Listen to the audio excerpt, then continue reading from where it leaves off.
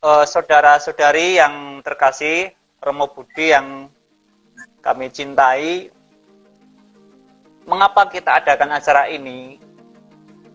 Itu pertama, bahwa kita tuh sebenarnya ini perlu ruang untuk berefleksi bersama terkait dengan cara berada kita di bumi ini begitu.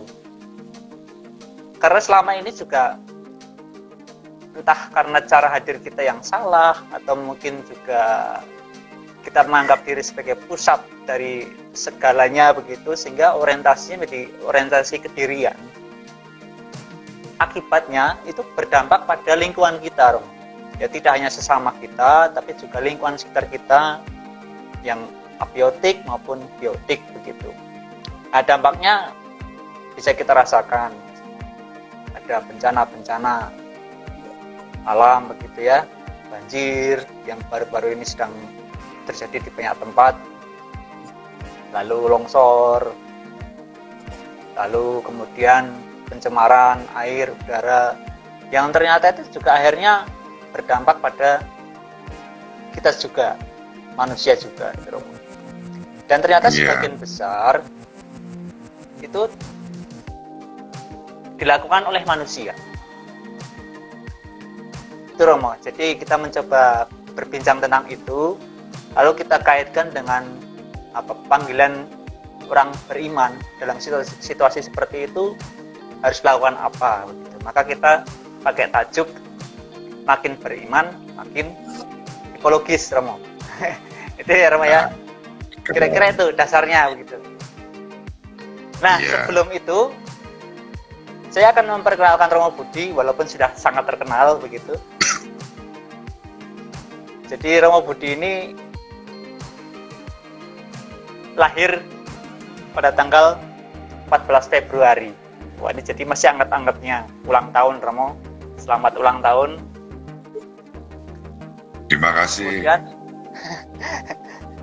coklatnya sudah sampai ya, Romo ya. dari para saudara-saudari. Kemudian Romo Budi ini juga selain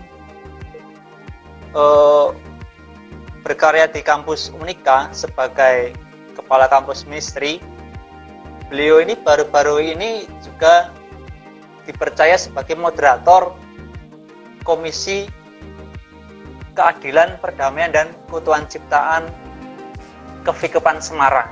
Ya, jadi sangat terkait ya Romo ya dengan tema yang kita bicarakan ya, tentang keutuhan ciptaan. Ya itu. Terus yang sangat penting lagi adalah Romo Budi ini sekarang sedang studi S3 di Unika Sugio Pranoto tentang program doktoral ilmu lingkungan. Ini mohon maaf Romo, ini ada guguk lewat nabrak pintu. Itu jadi ya kita ini pas ya bersama dengan seorang narasumber yang sangat dekat dengan isu-isu lingkungan. Romo ini sedang studi tentang ilmu lingkungan, studi S3, jadi kita merasa sangat pas untuk bicara ini. Lalu yang berikutnya adalah kita akan melihat karya-karya yang sudah dibuat oleh Romo Budi. Ya ini yang sudah kita bisa nikmati, misalkan buku-buku, ada buku rohani, itu sudah 70 judul Romo.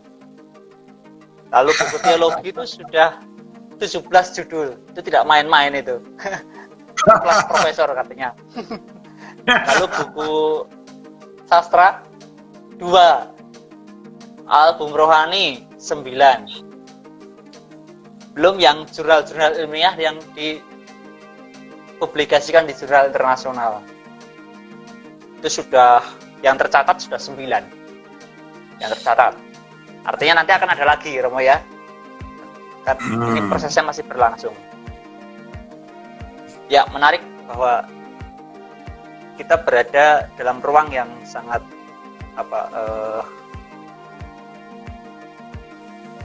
baik untuk berefleksi bersama terkait dengan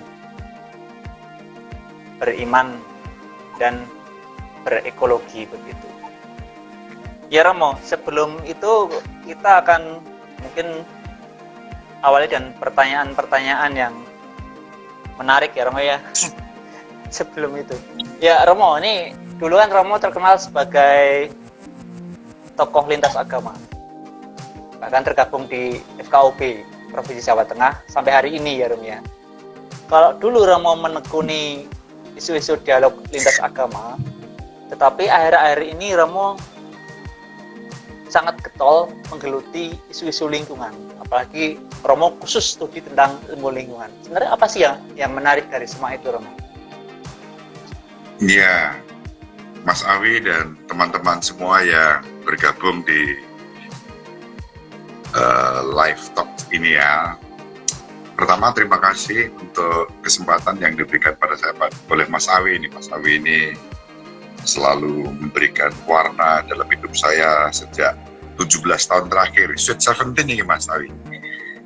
Ya. Aku ingat kenalan pertama dengan Mas Awi itu masih uyu-uyu, itu masih culun.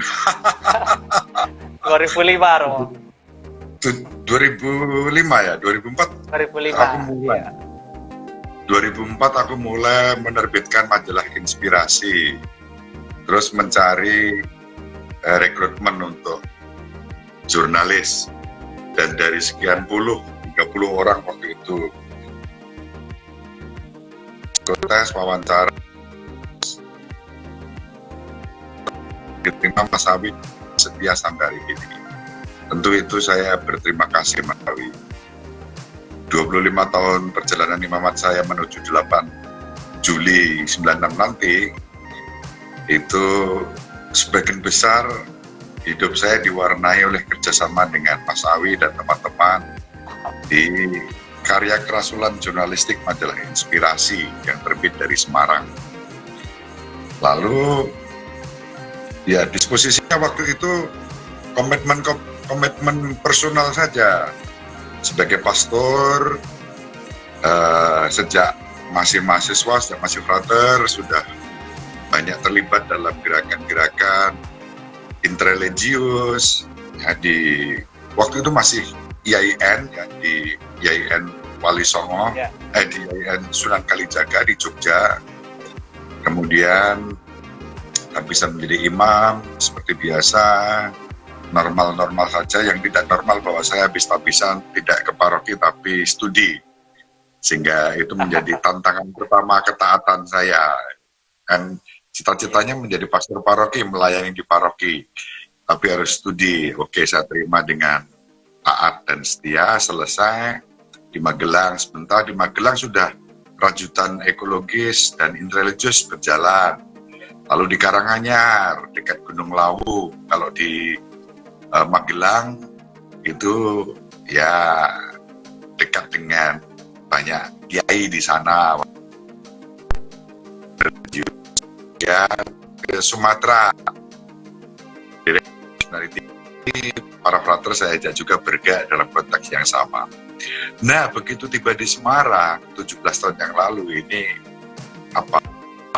ya, perubahan itu menjadi formal.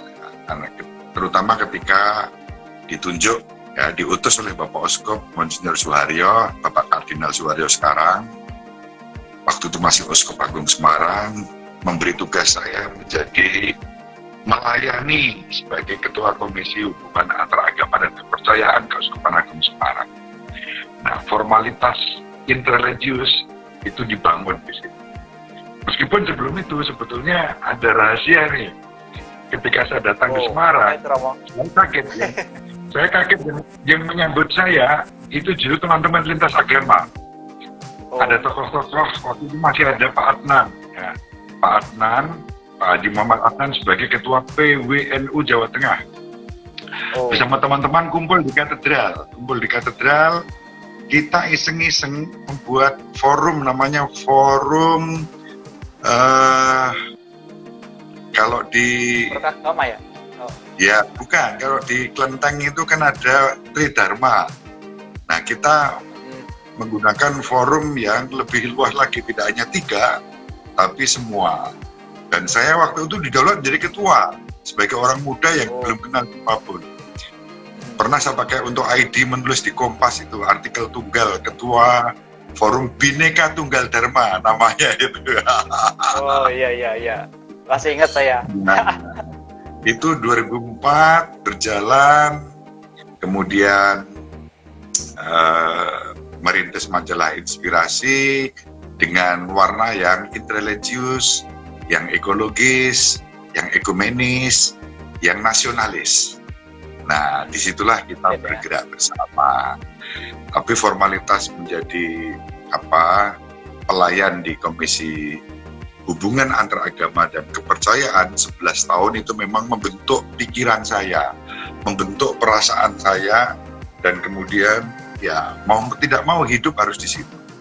Nah, bahwa sekarang 2 tahun lalu Bapak Uskup memberi saya tugas studi program dokter ilmu lingkungan, sekarang sedang tahap disertasi, insya Allah 2 tahun selesai, cita-citanya begitu. Amin. Ini saya merasa tidak ada yang beda, justru gerakan itu harus dibuat bersama, Mas Adi. Jadi dulu waktu di Komisi HAK menjaga keutuhan ciptaan, maka banyak Mas Awi sendiri sebagai sekretaris Komisi HAK begitu lama ya, selama periode saya melayani 11 tahun ya, 2008 sampai 2019, itu kan banyak aktivitas kita, praksis kita itu yang praksis eko-interreligius.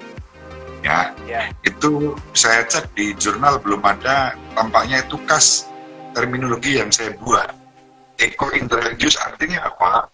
Sebagai umat beriman, apapun agama dan kepercayaan. Jadi kalau tema kita hari ini beriman, makin ekologis, Mas Awi, itu menurut saya beriman apapun agamanya, nggak cuma Katolik, tapi ya Islam, Hindu, Buddha, Konghucu, kepercayaan dengan iman masing-masing. Kalau kita makin menghayati iman kita, ya tentu kita makin ekologis, makin cinta alam, makin ramah lingkungan, makin peduli untuk menjaga dan merawat bumi. Itu konektivitas antara interreligius dan ekologi, Mas Awi. Jadi pertanyaan Mas Awi, satu pertanyaan tak jawab dengan banyak kalimat. Sangat komplit. Ya artinya ada titik temu ya antara interreligius dengan ekologi gitu ya. Dan masing-masing ya artinya masing-masing agama itu kan juga punya semangat yang sama dalam hal ekologi. Artinya betul, kehadiran umat beragama itu juga mesti menjadi sesuatu yang positif bagi lingkungan yang ada di sekitarnya gitu. Lalu yang berikutnya Romo, ini kan kalau dalam dunia dialog lintas agama atau dialog dengan siapapun gitu ya, itu kan kerjasama dengan banyak pihak Romo. Ini kalau kita belajar dengan alam semesta ini, itu kan sebenarnya proses gotong royong, proses saling mendukung antar makhluk, antar satu dengan yang lainnya, menjadi jaring-jaring kehidupan, konektivitasnya kan di situ. Nah, apakah Romo juga melihat bahwa artinya dari fenomena kesaling terhubungan dalam alam ini, apakah itu juga bisa menjadi semangat dalam arti membangun kerukunan atau dialog di antara umat yang berbeda-beda ini, Romo? Oh ya, betul. Jadi bumi itu mempersatukan kita, mempertemukan kita ya, dalam keberagaman.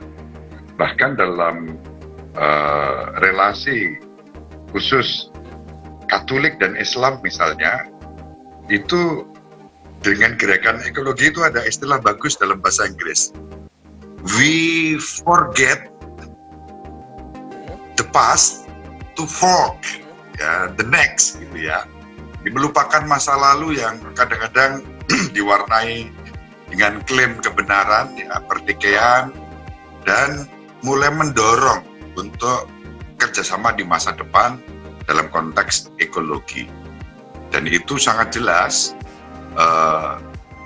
formal ya, legal, resmi ketika 6 tahun yang lalu Paus Fransiskus menerbitkan ensiklik Laudato Si yang kalimat-kalimatnya lugas, jelas, dikatakan aku mau berdialog dengan semua orang untuk perawatan bumi ini. Jadi semua orang, it means everybody, whatever their religion and belief. Jadi apapun agama dan kepercayaannya, semua orang dan setiap orang itu mempunyai tanggung jawab. Dan paradigma pandangan itu bagi saya sangat menarik. Itu sedang saya dalami kebetulan dalam disertasi saya, riset juga, saya riset lapangan kurang lebih hampir 3 bulan secara informal. Formalitasnya itu 15 hari saya stay di sana dan datang pergi itu sampai hari ini, meskipun perjuangan sudah dimulai sejak tahun 2012 ya, kaitannya dengan tadi antar agama, interreligius dan ekologis. Jadi nyambung banget dan memang inilah saatnya bumi rumah kita bersama yang sedang ditimpa krisis ini perlu direspon bersama-sama. Itu yang saya sebut dengan eco-interreligious praxis. Jadi ada praksis-praksis kerjasama, gerakan bersama ya untuk merawat bumi ini, dan itu sudah terjadi dalam level-level yang paling sederhana sampai yang sangat serius. Ya, contohnya, ketika Paus Fransiskus 6 tahun lalu menerbitkan Laudato Si itu diterbitkan, menarik loh Mas Awi, setelah saya dalami, diterbitkan di hari pertama bulan Ramadan tahun 2015. Lalu pertama kali ensiklik dalam sejarah gereja, 228 ensiklik yang pernah terbit sejak Leo ke-13 sampai Paus Fransiskus, baru kali itu pertama kali dokumen resmi gereja diterjemahkan ke dalam bahasa Arab. Nah, pertama kali. Dan sudah di hari pertama Lebaran diterjemahkan dalam bahasa Arab, satu-satunya ensiklik yang mengutip tokoh spiritual Islam adalah Laudato Si. Ya, ketika mengutip seorang sufi abad 13 dari Mesir yang bernama Syekh Ali Al-Hawas. Jadi ini fenomena-fenomena bukan hanya ecek-ecek, receh-receh, tapi ini aja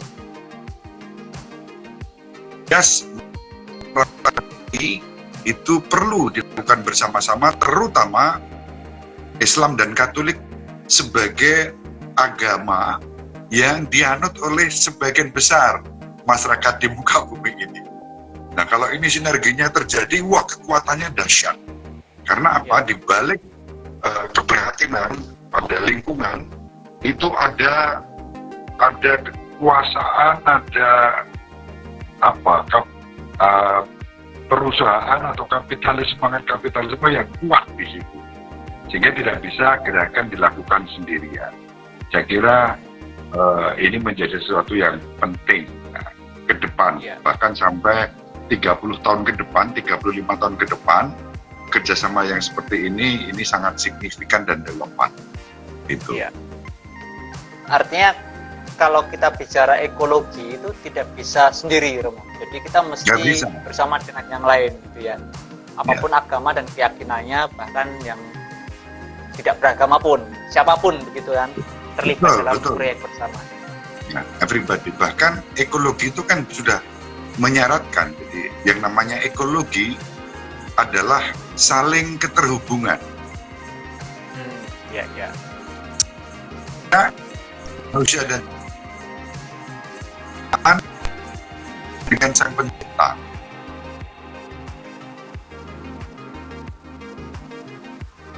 Koneksinya putus-putus, Romo.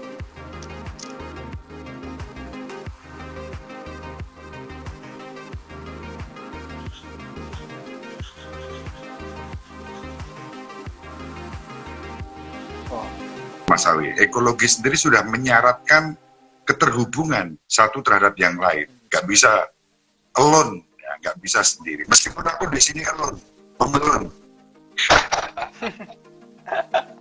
Ya, ya ini artinya jejaring ya, jejaring dalam membuat proyek bersama terkait dengan merawat bumi.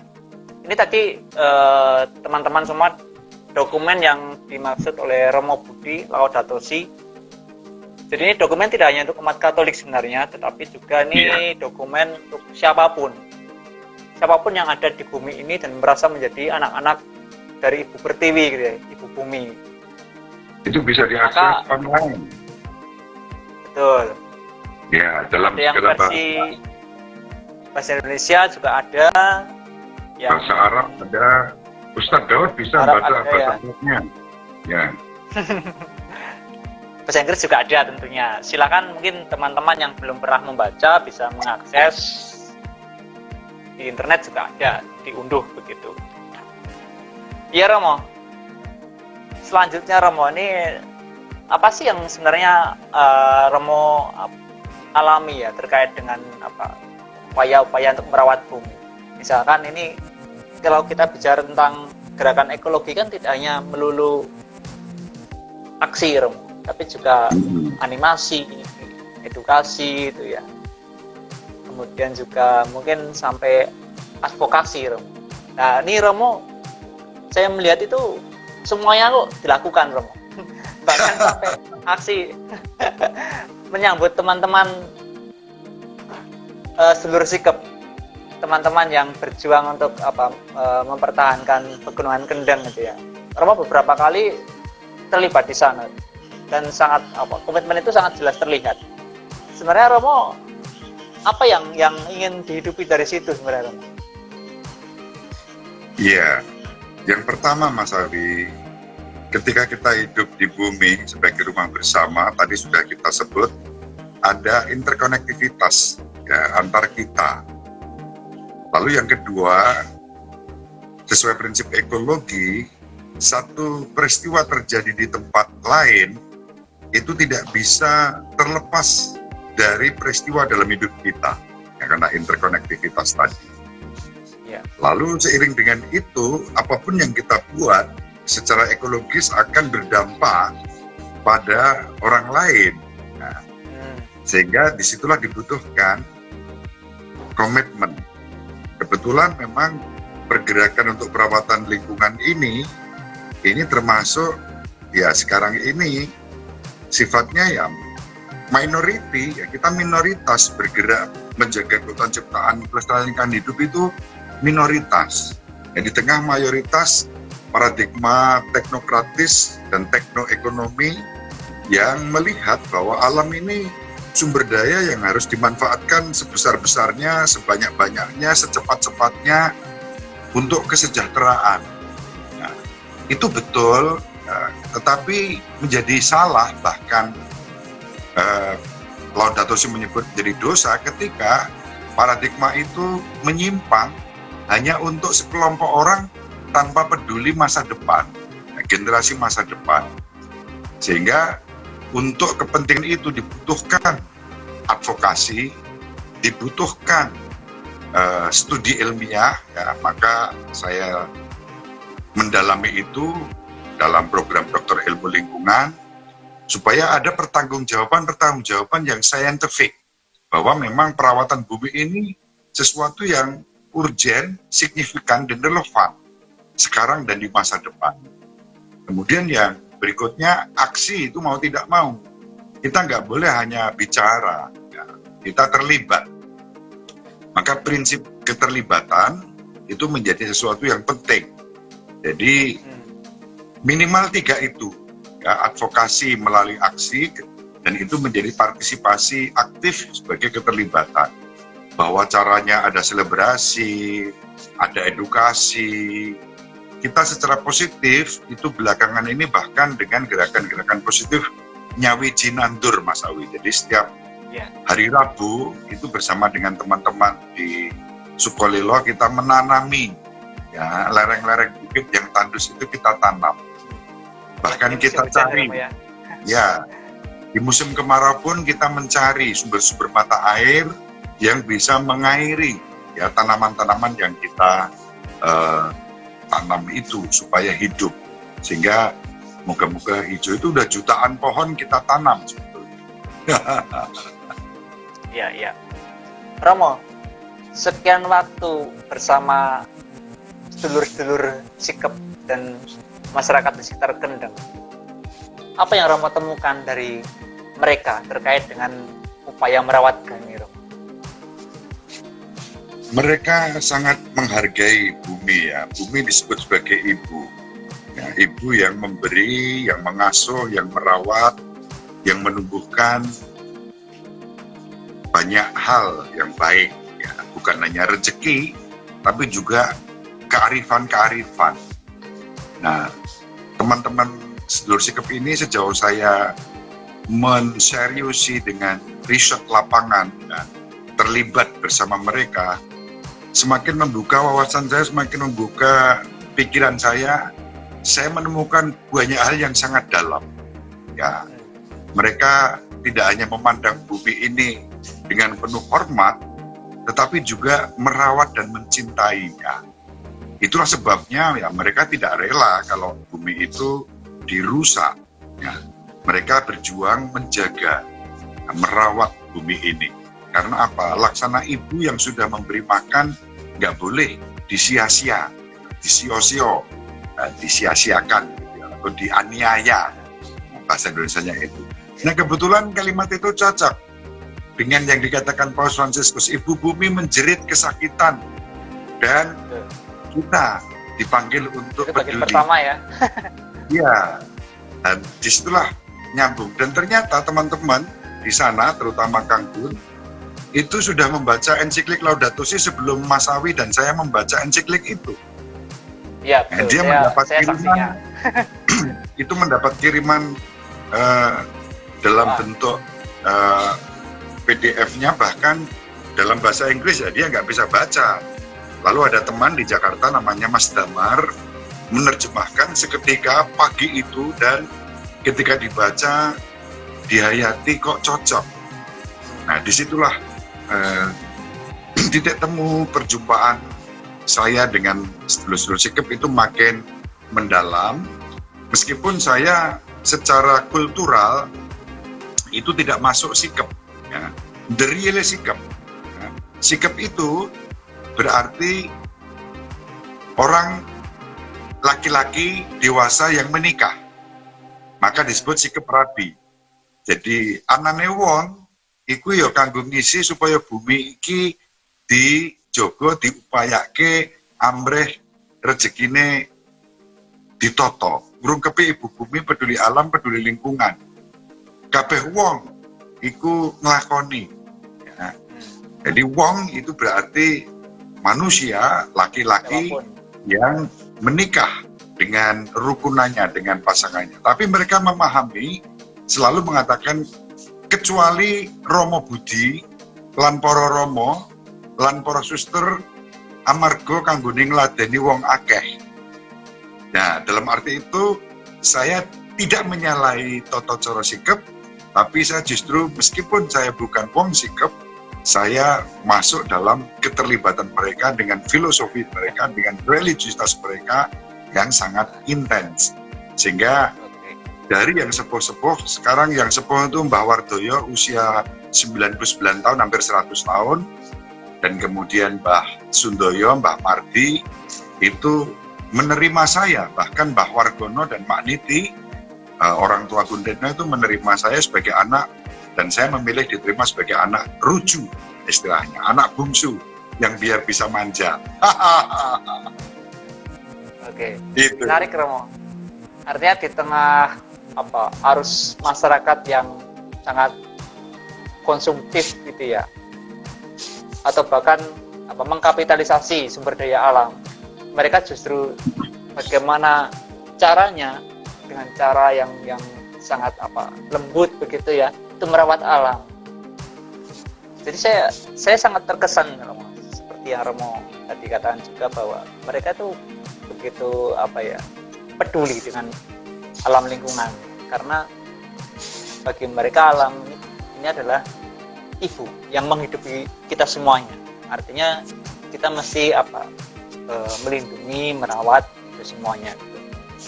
Romo, kita sapa dulu ya teman-teman yang bergabung ya Romo ya. Barangkali ada yang mau bertanya ya. Supaya semakin sayang diskusi kita pada malam hari ini.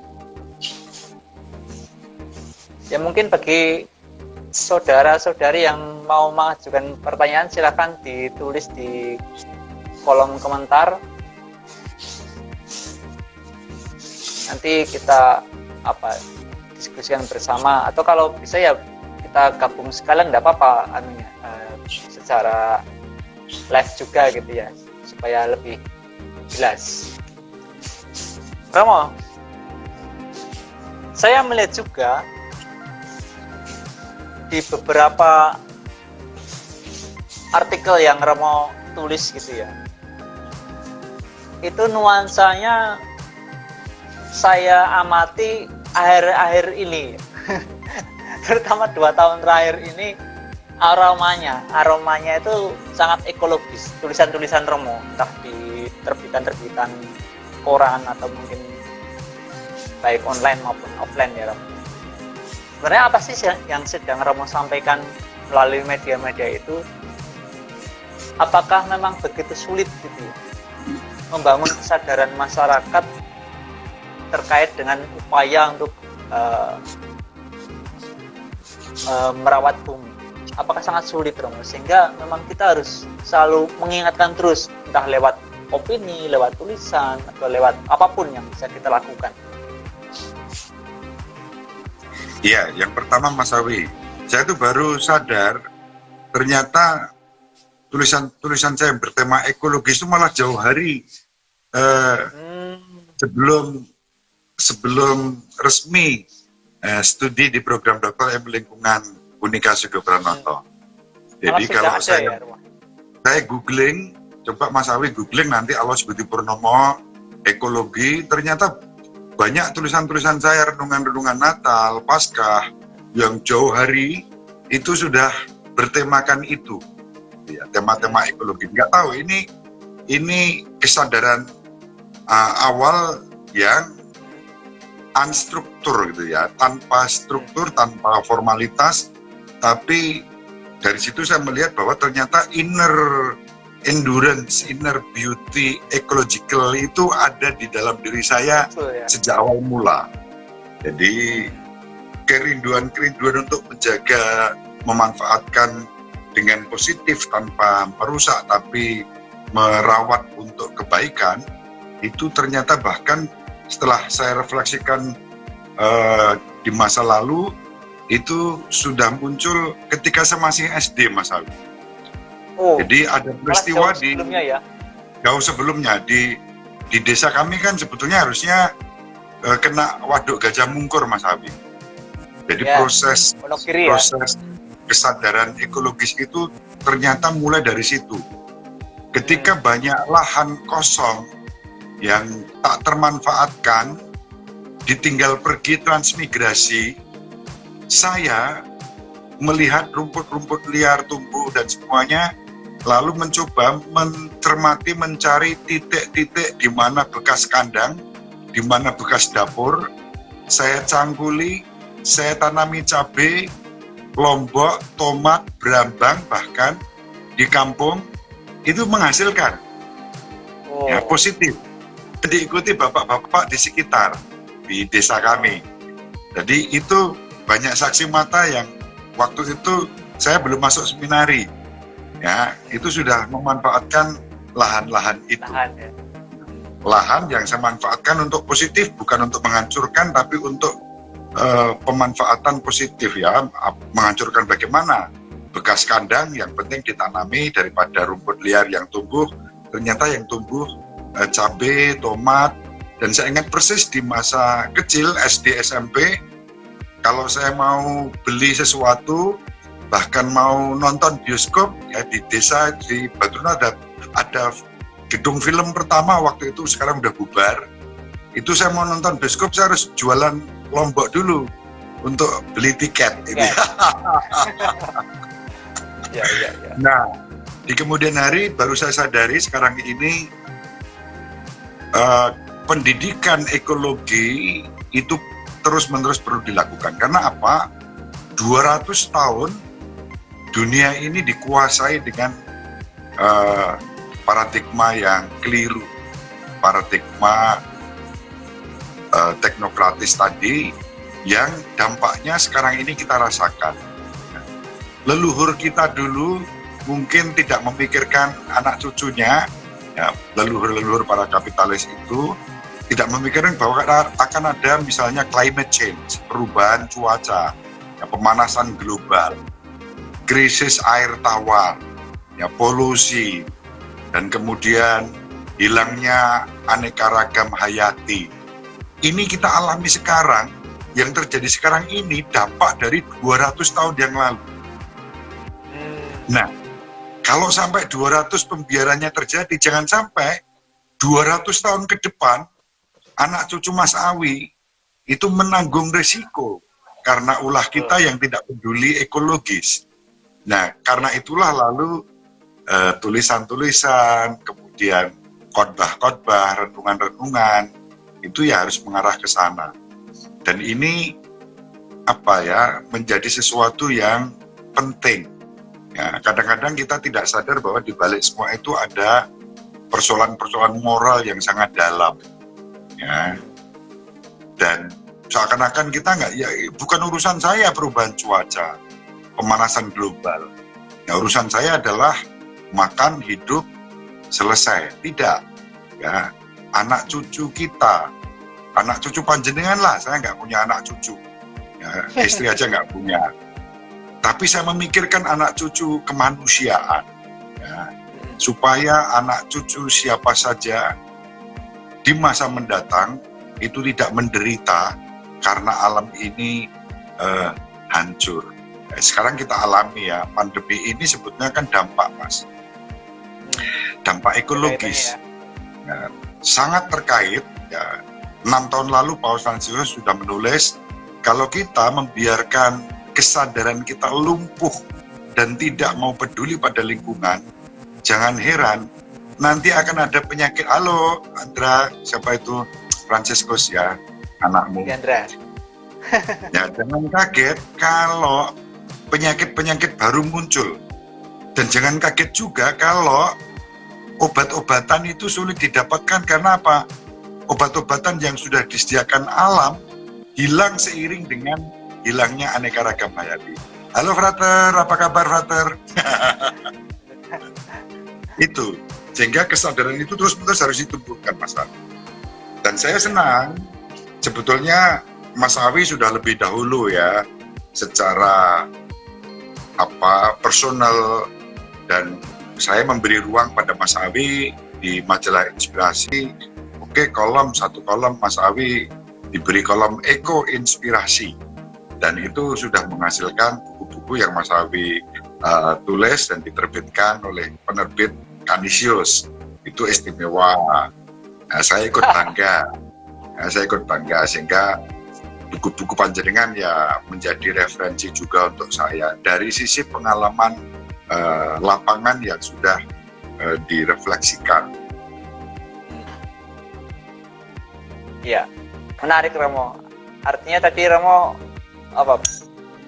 insight berekologi itu justru malah didapatkan ketika masih kecil, masih anak-anak ya Romo ya, di lingkungan yang sangat agraris, katakan seperti itu Romo.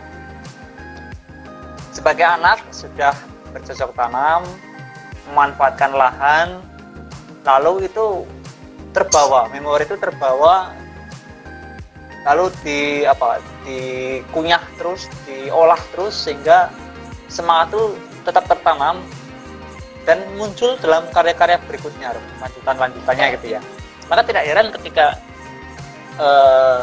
Romo mudah tersentuh ketika ada orang-orang yang terancam tergusur tanahnya karena akan dieksploitasi menjadi tempat untuk penambangan pabrik semen seperti itu. Atau yang kedua, Romo begitu mudahnya memunculkan pemikiran-pemikiran tentang ekologi gitu. Nah, kita Romo, agama. Kita melihat agama itu kan sebenarnya institusi yang sangat kuat untuk mendorong umatnya, dalam arti punya semangat untuk berani mengubarkan semangat ekologi di tempat masing-masing gitu ya. Masing-masing agama pasti punya, dan ternyata beberapa waktu ini sudah mulai ada gerakan-gerakan yang semakin kuat Romo dari masing-masing agama. Nah, sejauh mana Romo melihat, terutama mungkin yang di gereja Katolik Romo, nanti juga teman-teman yang lain mungkin juga bisa melihat di tradisi masing-masing, komitmen yang sudah didorong oleh Paus sendiri itu diwujudkan di gereja atau di komunitas Kristiani. Walaupun juga sebelum Laudato Si diluncurkan Romo, ada beberapa orang yang mungkin karena passion atau panggilan pribadi begitu sudah melakukan karya-karya ini. Tetapi sebagai organisasi atau sebagai agama yang sebenarnya punya kekuatan yang sangat luar biasa, bagaimana itu dikondisikan supaya umat itu juga punya kerentek, punya semangat yang begitu kuat terkait dengan ekologi, dan itu menjadi bagian integral dari iman begitu. Iya. Iman itu kan lahir dari pengalaman relasional dengan Sang Pencipta, apapun sebutannya. Nah, kita sebagai manusia, makhluk, dalam ajaran Islam dan dalam ajaran Katolik jelas, manusia diciptakan sebagai khalik, sang khalik dan makhluk. Nah, oleh sang khalik dan makhluk, maka kita diciptakan secitra dengan Allah. Maka bahkan manusia pun diciptakan dengan unsur-unsur alamiah. Ya, kalau kitab suci kan mengatakan manusia diciptakan dari tanah, diembusi dengan nafas Allah, dan jadilah manusia. Dan di dalam manusia ada air, ada batu, maka yang batunya gede menjadi kencing batu. Dan kemudian ya unsur-unsur abiotik itu ada dalam diri kita. Ya, kita ditopang bahkan 70 sekian persen itu air. Ketika kita dehidrasi, ya kita menjadi tidak sehat. Ya bahkan bisa orang karena dehidrasi meninggal dunia. Ya, bukan karena lapar, tapi karena kekurangan air. Nah, maka inilah sebetulnya alasan-alasan paling simpel orang beriman harusnya makin ekologis, sadar bahwa aku ini diciptakan oleh Sang Pencipta yang memanggil dan mengutus aku untuk tinggal di dunia ini, bukan untuk merusaknya, tapi untuk merawatnya, untuk mengelola dengan baik. Ya, itu alasan yang pertama. Yang kedua, seperti yang dikatakan Paus Fransiskus, adalah baik bagi umat manusia dan bagi dunia ini bila kita sebagai orang beriman lebih menyadari komitmen ekologis yang timbul dari keyakinan iman kita. Itu ditulis dengan jelas di Laudato Si 64 ya, Paus mengatakan gitu.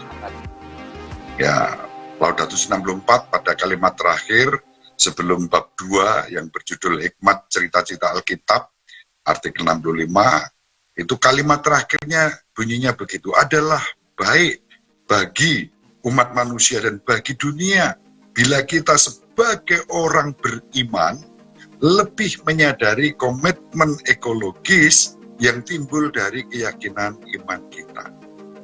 Ya. Dan proses riset saya di kawasan Pegunungan Kendeng Utara, saya berjumpa dengan tokoh-tokoh agama, ya, terutama sahabat-sahabat guru-guru saya dari kalangan Islam, itu yang sangat concern, berangkat dari iman Islam rahmatan lil alamin, rahmat bagi alam semesta dan seluruhnya, maka peduli ekologi.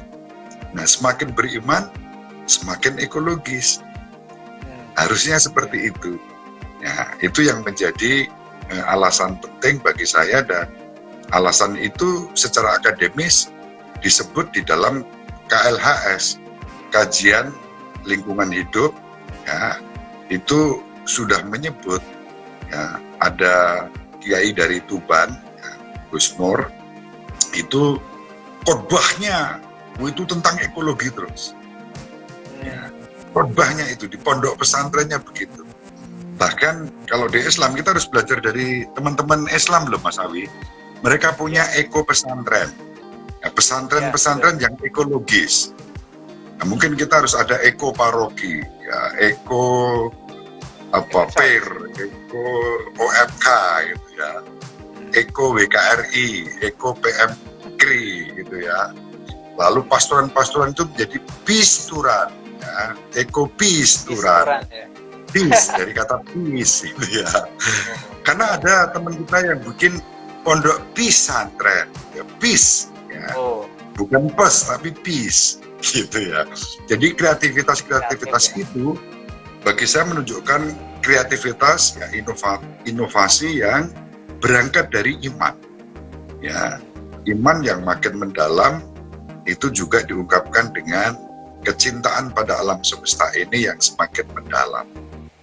Maka judul Mas Awi makin beriman, makin ekologis, menurut saya itu tepat, ya, benar. Ya, mestinya kita begitu. Kalau kita mau semakin beriman, ya semakin ekologis. Apalagi kita, khususnya teman-teman yang beragama Katolik, ya, karya penebusan Kristus itu tidak untuk manusia saja, tapi untuk alam semesta. Ya, ia ada hadir dalam segala hal dan menjadi penebus seluruh alam semesta ini. Maka iman juga harus diimplementasikan dalam karya-karya yang ekologis. Itu. Oke. Baik, sangat menarik Romo. Jadi ini menarik dan serius banget. Jadi memang ada kaitan ya antara ekologi dengan iman, dan merawat bumi itu bagian dari iman, ya. Bagian integral dari iman. Itu satu kesatuan, tidak bisa dipisahkan. Romonya ada yang bertanya, Romo. Dari Erasmus Primanda. Sugeng dalu Mas Awi dan Romo Budi. Perkenalkan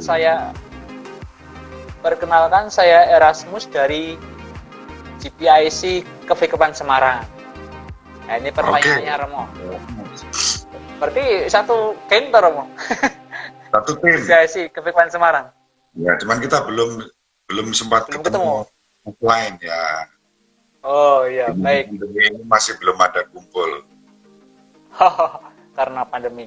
Baik, ini pertanyaan pentingnya, Romo. Bagaimana membangun spiritualitas ekologis bagi kaum muda secara internalisasi, tidak terbatas euforia, event-event. Nah, ini bisa dilakukan misalkan dengan adanya misa ekologis, bakti sosial peduli lingkungan, live in, dan lain sebagainya.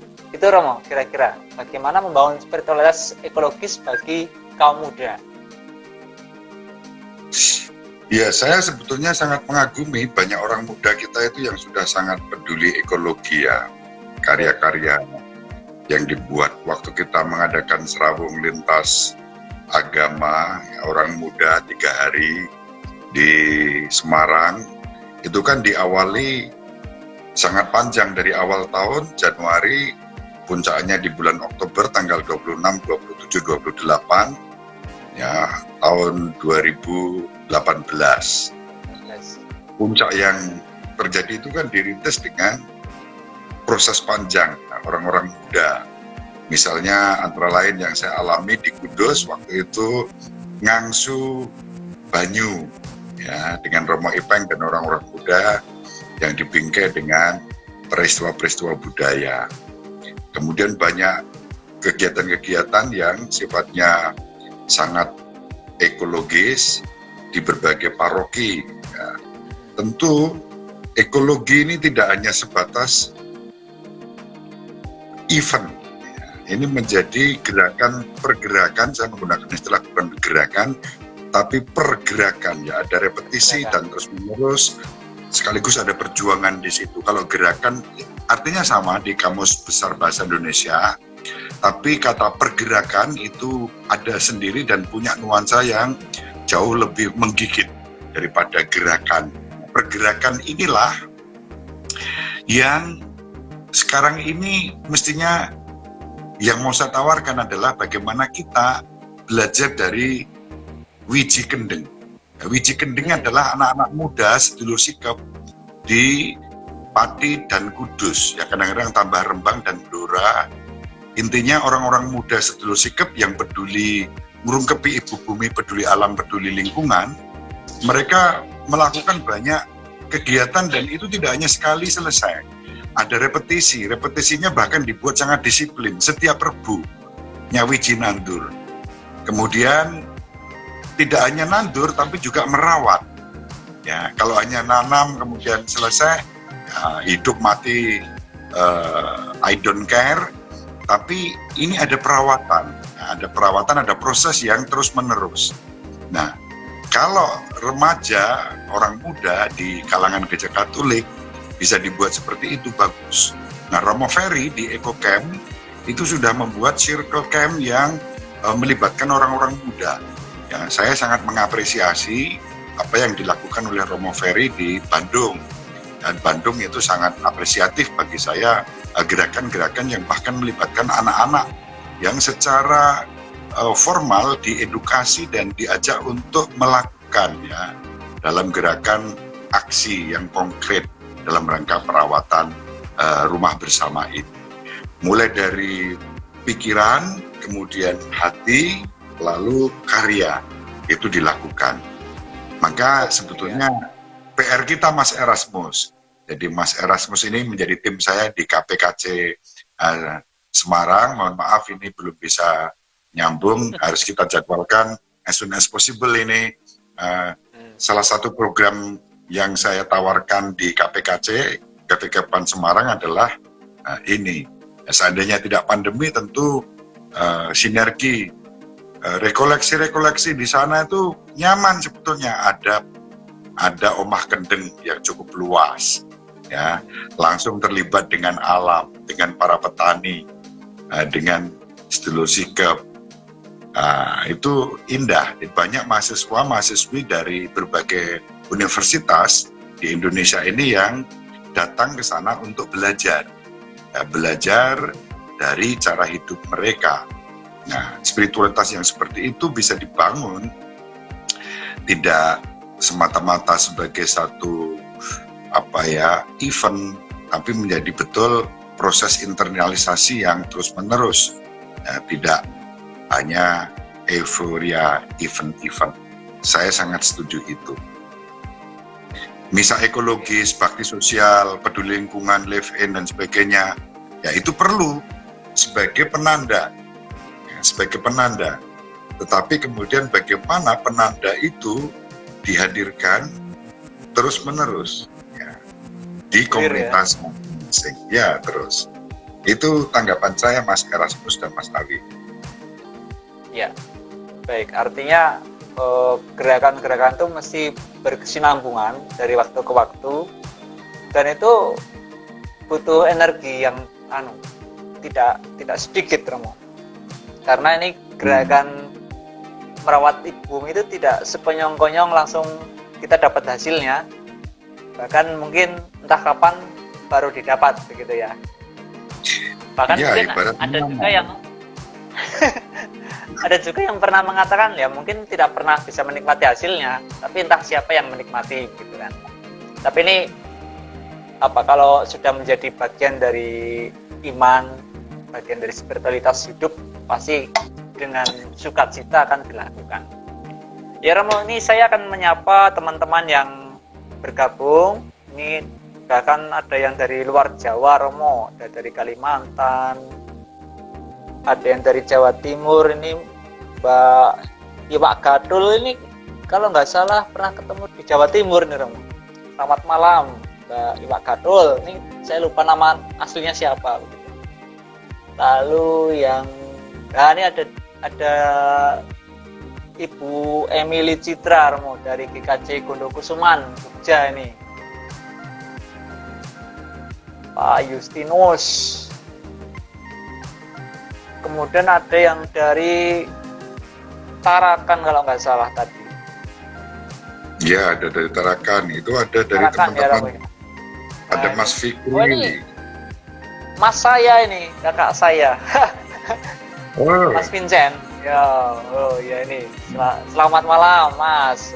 Selamat bergabung dalam acara ini. ada Ulfa Hakim. Oh iya, betul. Ya cukup banyak juga yang bergabung, Romo. Iya, itu Ulfa Hakim itu bersama, jadi Ulfa dan Hakim itu sepasang mahasiswa-mahasiswi UIN Wali Songo yang menikah tanggal 27 Desember tahun 2000 berapa ya, 2008, sebelum pandemi pokoknya. Saya datang ke sana waktu itu. Ya, dia bilang berkah dalam, Romo. Jadi Mas Lukman Hakim itu tiap hari dulu menerima renungan saya. Oh. Yang via SMS.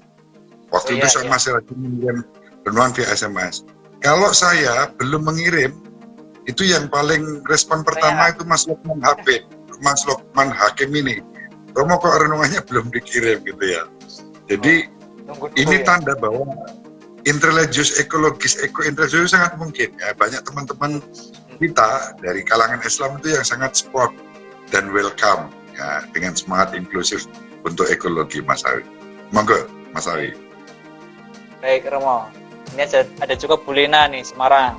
Selamat malam, Bu. Ada Bu Lucy ya, Unika baik. Itu. Bu Lucy.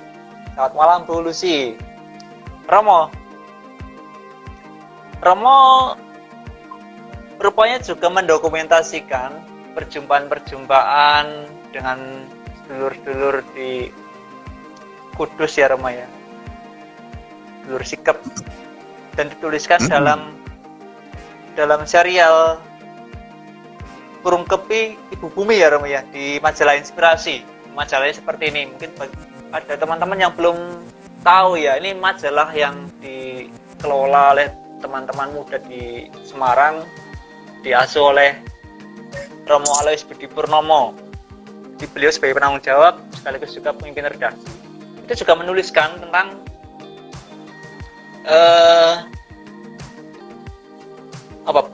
upaya-upaya yang dilakukan oleh teman-teman atau sedulur-sedulur di sekitar Pegunungan Kendeng di kolom diskresi. Nah, Romo sebenarnya ingin menghadirkan apa dalam tulisan itu, Romo?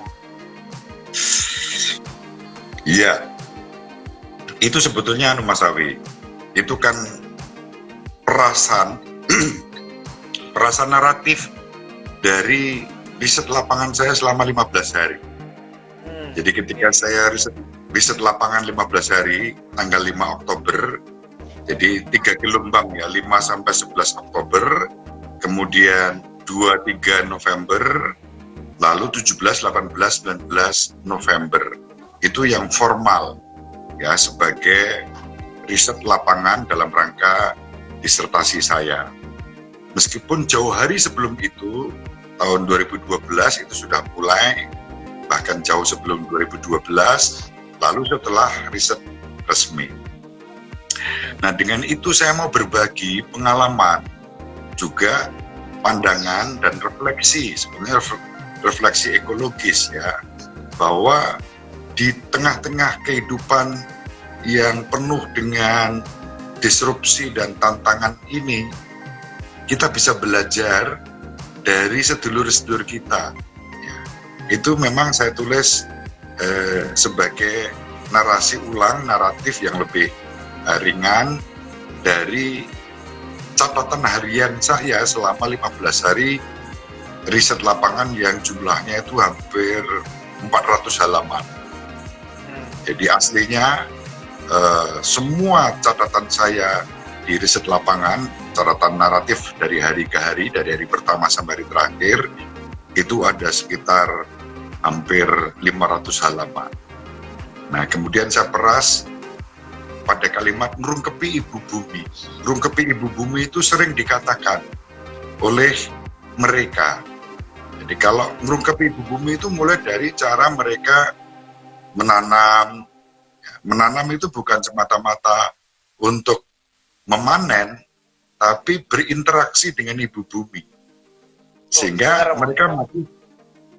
Itu artinya apa, Romo, dalam bahasa Indonesia? Mungkin ada yang dari luar Jawa belum tahu. Nah, ngerungkepi ibu bumi itu artinya apa? Ngerungkepi itu memeluk dengan penuh cinta, melindungi, menjaga, yang ngerungkepi ya, dengan penuh hormat juga. Sehingga kalau mereka mau menanam, itu mereka bicara, mereka nembang, mereka menyanyikan lagu-lagu untuk ibu bumi. Nembung istilahnya begitu. Nah, semangat ini kan tidak ada pada kita.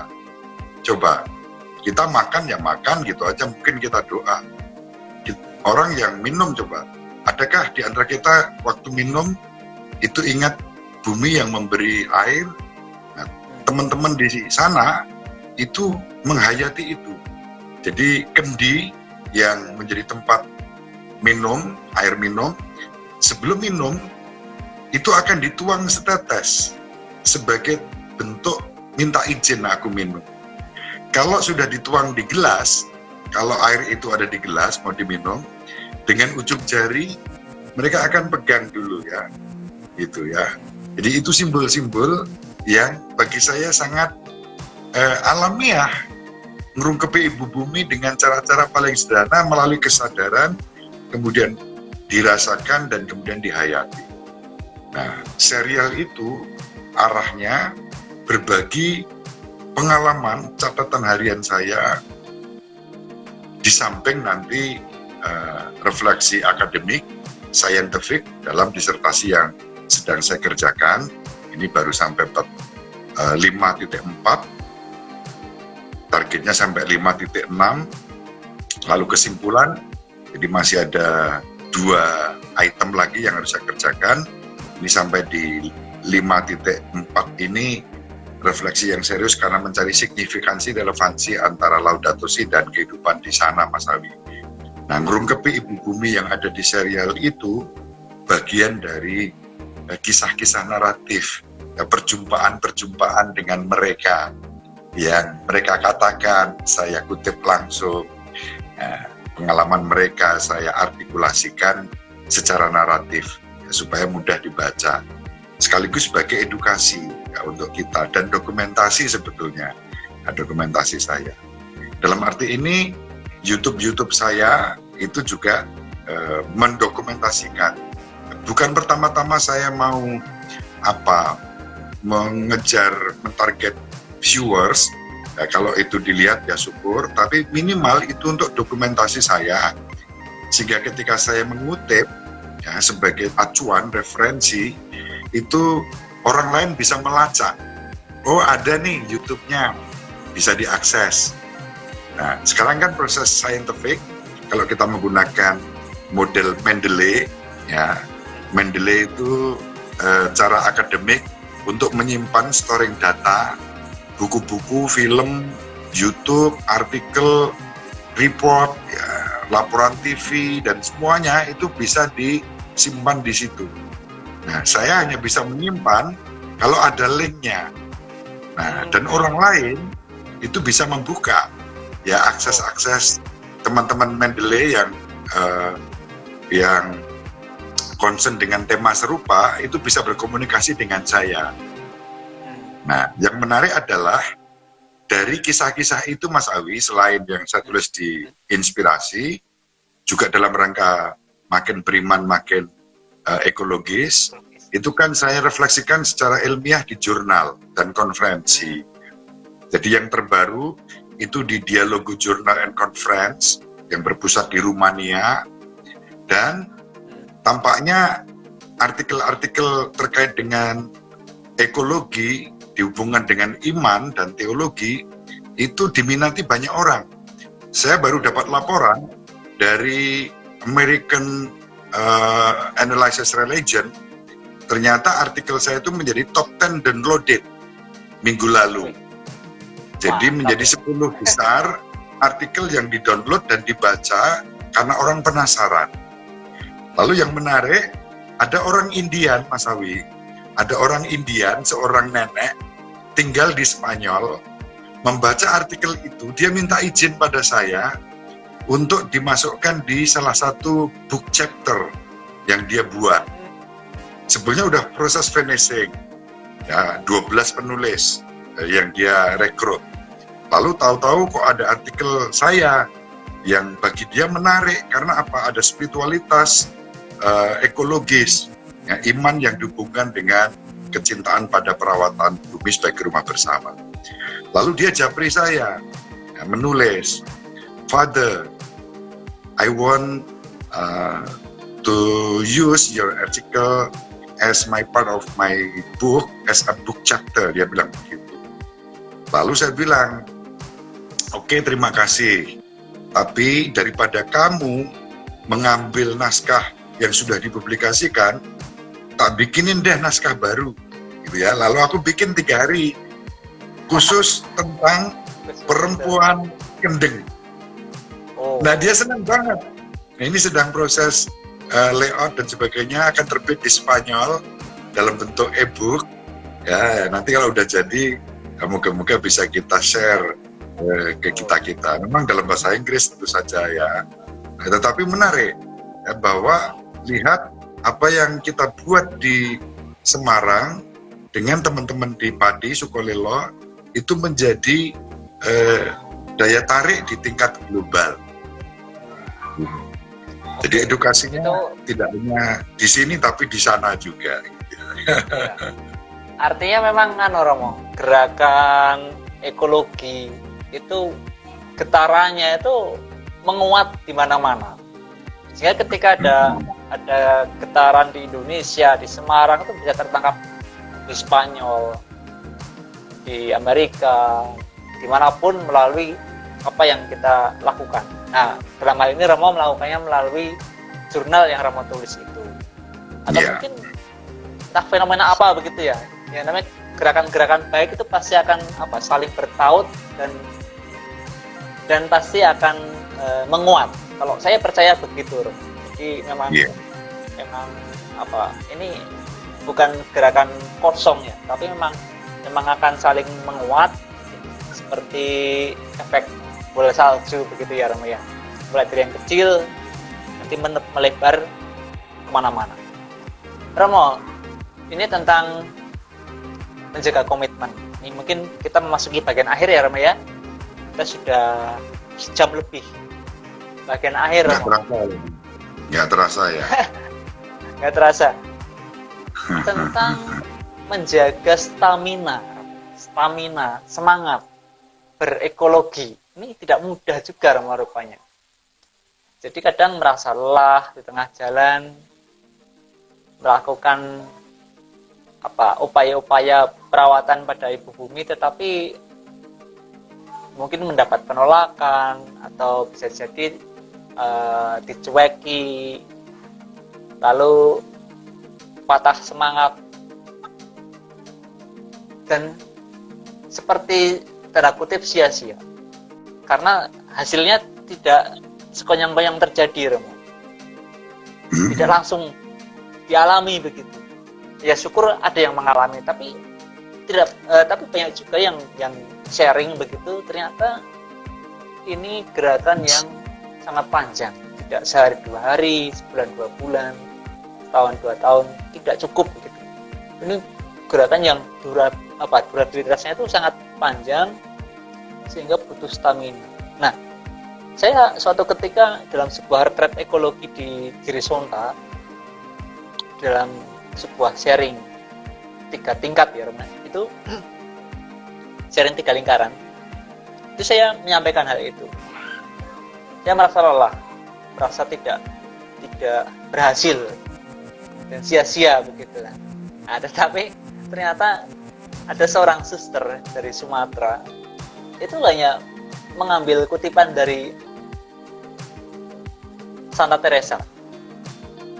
Kita tidak dipanggil untuk sukses, tapi kita dipanggil untuk setia. Apapun yang terjadi, Romo. Jadi setia gitu. Nah, menjaga itu Romo, itu bagaimana Romo? Kiat-kiatnya mungkin atau caranya seperti apa? Moga Romo. Iya, saya belajar dari teman-teman sedulur sikap dan juga perspektif iman kita ya. Yang namanya beriman kan tidak bisa tiba-tiba ditanggalkan, kecuali itu iman kosmetik ya. Dipakai kalau dibutuhkan, dilepas ketika tidak dibutuhkan. Ya, iman yang sejati adalah iman yang melekat. Dan itu seperti kita bernafas. Nafas yang kita hirup, ini juga ciptaan Tuhan ya, alam gratis. Maka ketika kecintaan, perjuangan, pergerakan, ekologis itu sebagai nafas kita, ya selagi kita mau hidup ya kita terus berjuang. Selagi kita masih bernafas, kita berjuang.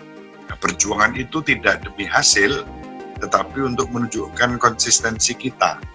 Ya, bukan soal menang kalah, bukan soal mengalahkan siapa, memenangkan siapa, tetapi soal menunjukkan komitmen atas kebaikan ya, sebagai perwujudan iman. Di sini lebih pada perwujudan iman dari perspektif kita sebagai orang Katolik atau sebagai umat beragama apapun.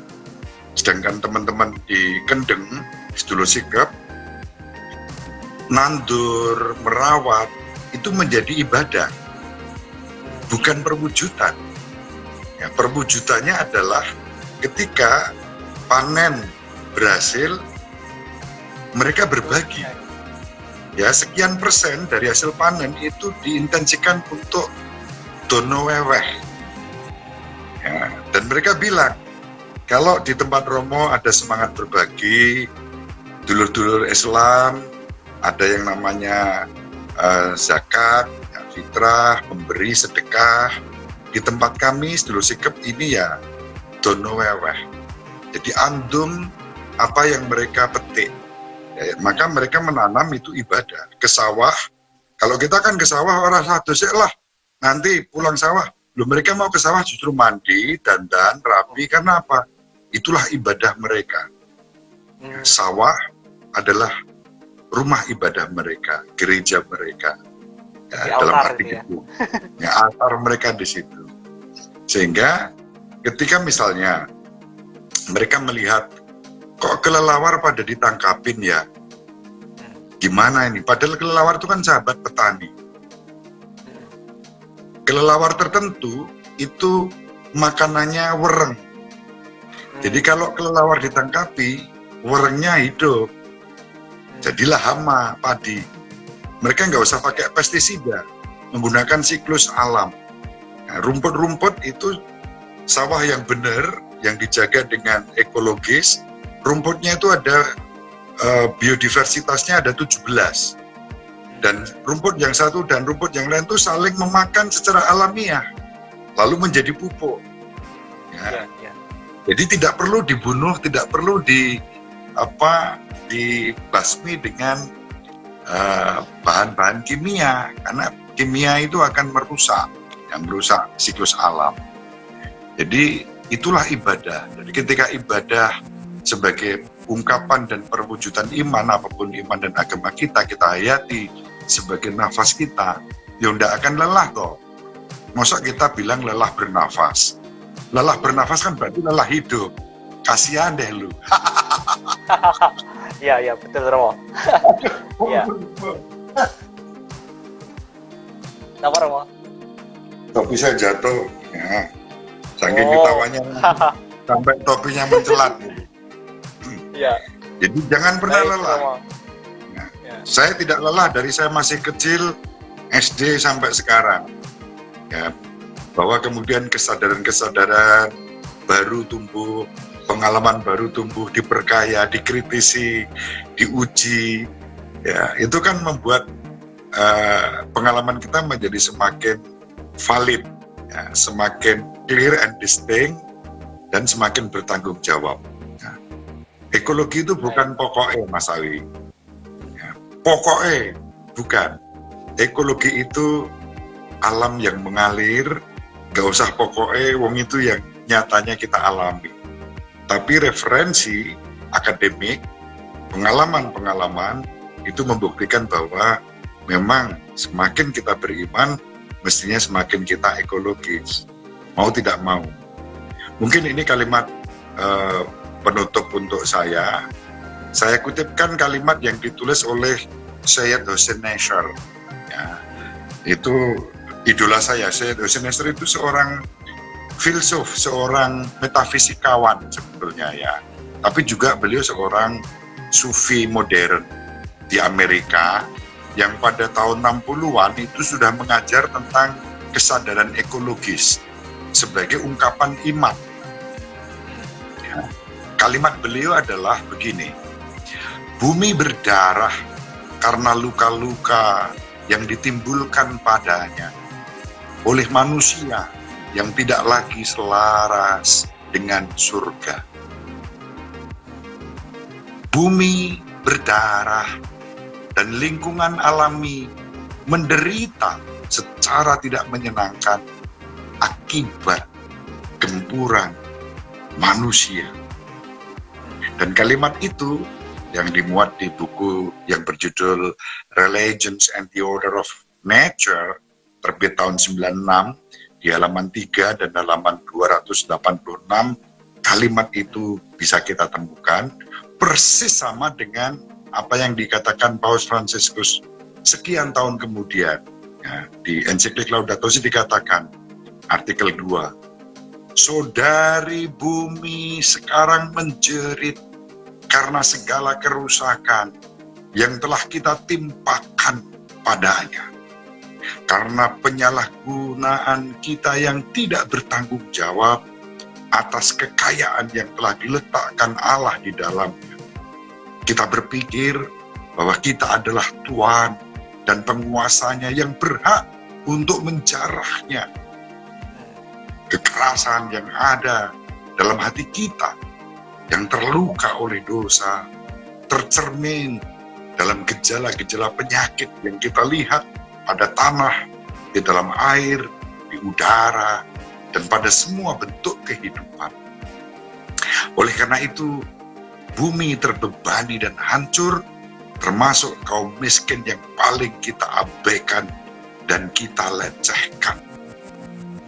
Maka, kalimat saya, mari kita semakin beriman, semakin ekologis, karena dengan itu, 3 relasi kita jalin. Menyembah Allah yang benar, pencipta langit dan bumi, mengasihi sesama, dan mencintai alam semesta ini. Itu Mas Awi. Amin. Ya, baik. Terima kasih Romo. Relasi dengan Tuhan, relasi dengan sesama manusia, dan relasi dengan alam ciptaan ya. Harus seimbang ya Romo ya. Baik. Ya. Terima kasih Romo sudah memberi pencerahan pada kita semuanya.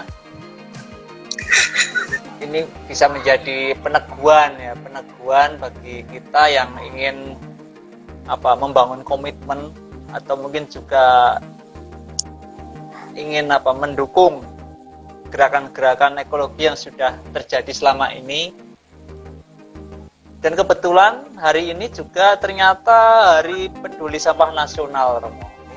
Pas ya dengan tema yang kita gagas pada malam hari ini. Jadi nanti akhirnya juga mungkin praktisnya sampai ke sampah, sampai ke hemat energi, cara mengkonsumsi, cara memproduksi, kemudian juga relasi kita dengan alam sekitar kita. Itu ada pertobatan ekologi lah semacam itu. Baik Romo, mungkin untuk pertemuan kita pada malam hari ini cukup sekian dulu. Mungkin lain waktu bisa kita jadikan mungkin pertemuan lanjutan. Kalau dimungkinkan Romo, dan kalau ada yang berminat gitu, mungkin akan dibuat tema-tema yang lebih khusus begitu ya, terkait dengan ngerungkepi ibu bumi, merawat ibu bumi begitu.